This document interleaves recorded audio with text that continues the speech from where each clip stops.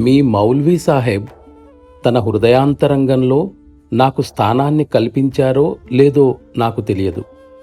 ఆయన నాకు ఒక స్థానాన్నే గనక ఇచ్చినట్లయితే, ఆయన అక్కడ నాకు స్వేచ్ఛను ఇచ్చారో లేక బంధించి ఉంచారో అన్న ప్రశ్న ఉత్పన్నమవుతుంది.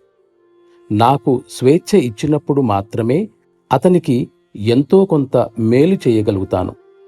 అతడు నా స్వేచ్ఛా హక్కులను నాకు అనుమతించి నన్ను తనవానినిగా చేసుకున్నాడా లేక వాటిని నాకు లేకుండా చేశాడా అన్నదే తేలవలసి ఉందని దాని అంతరార్థం. నా హక్కులను నాకే వదిలివేసినట్లయితే నేనతనికి సహాయకారిగా ఉంటాను. ఇక రెండవ మిత్రుని విషయానికి వస్తే, అతడు త్వరగా పురోగమించాలని నేను కోరతాను.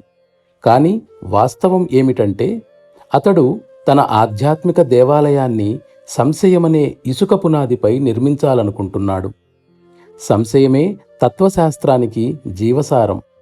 నా అభిప్రాయంలో తత్వశాస్త్రం ఆశ్చర్యము నుండే ప్రారంభం కావాలి. మన సాధనా విధానంలో ఒక దశలో ఆశ్చర్యానుభవం దానంతట అదే అభ్యాసిలో సృష్టించబడుతుంది.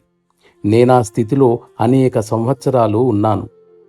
ఈ స్థితి ప్రవేశించిన తరువాత ఆధ్యాత్మికత పూర్తిగా ఒక కొత్త మలుపు తిరుగుతుంది.